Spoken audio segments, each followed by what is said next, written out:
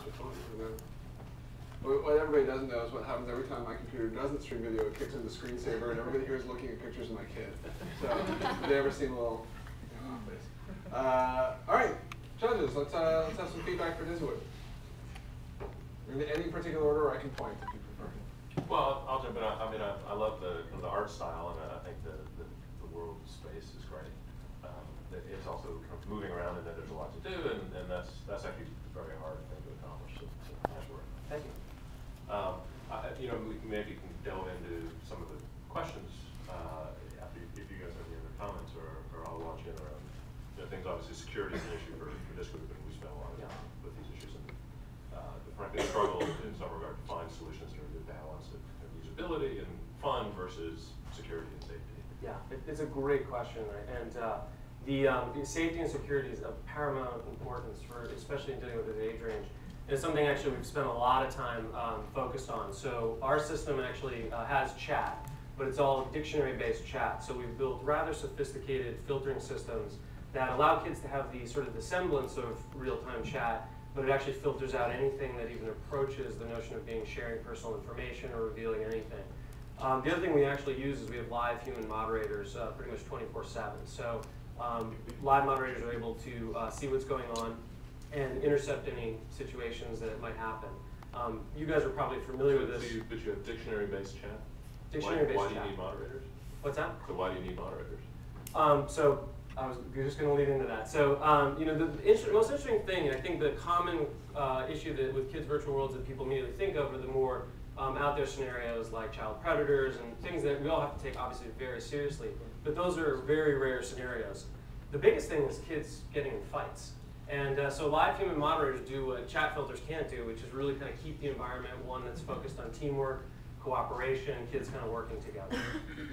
So can I just explore that one before we put that issue? So you've got 14 employees now. Presumably some of them are developers and maybe one or two of them are business moms.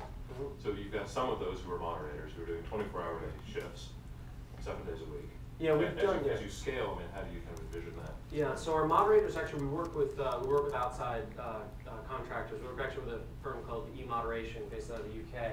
And so they distribute the moderation. So we don't actually have to take that on internally. We don't have to manage or take on the overhead for it. Okay. On the concept of collaboration, one of the things I look at this, it's hard to know. I mean, it's really a fickle audience you're trying to go after here.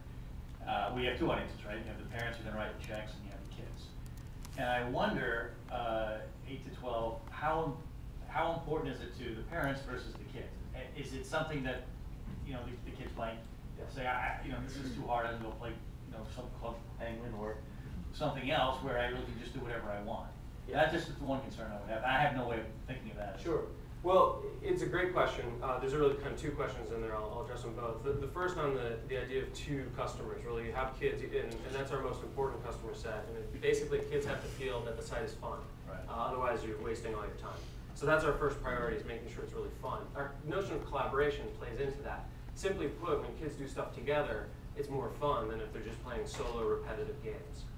For parents, they have to feel that it's a useful, it's a sort of the use of their kids' time is valuable, and that it's providing a safe, good environment for the kids to be on.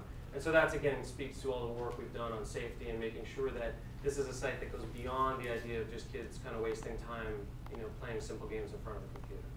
I'd be interested to hear, in a world where there are existing alternatives that have established some level of trust with parents, how you think selling an additional product into that market, how do you think of that challenge?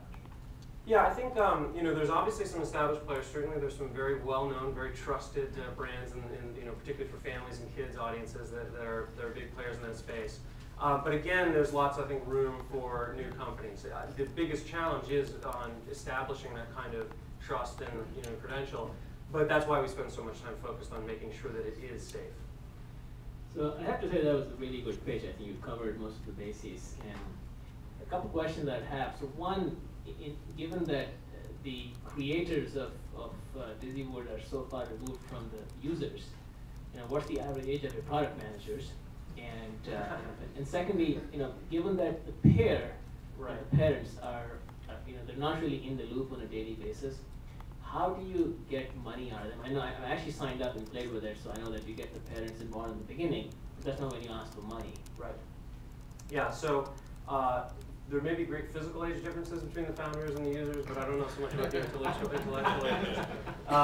And that's, that's somewhat facetious, but very true. I mean, we actually built a product that we thought that we would really like as kids. And I think all of us look back to that age range as being the most imaginative and something that we're really focused on. So we've really designed it to be fun. Now, that being said, we spent a lot of time with focus groups. We built this by working with about 70 kids last summer and talking with both the kids and their parents, and are actually in touch with a lot of kids. So the classroom example is another case where the added benefit to us is actually getting access to really 25 kids every week over over a 6-week period, and we'll do more of that, and constantly getting the product live in front of kids and seeing what they respond to. So it's a big part of addressing this audience is having that constant feedback flow.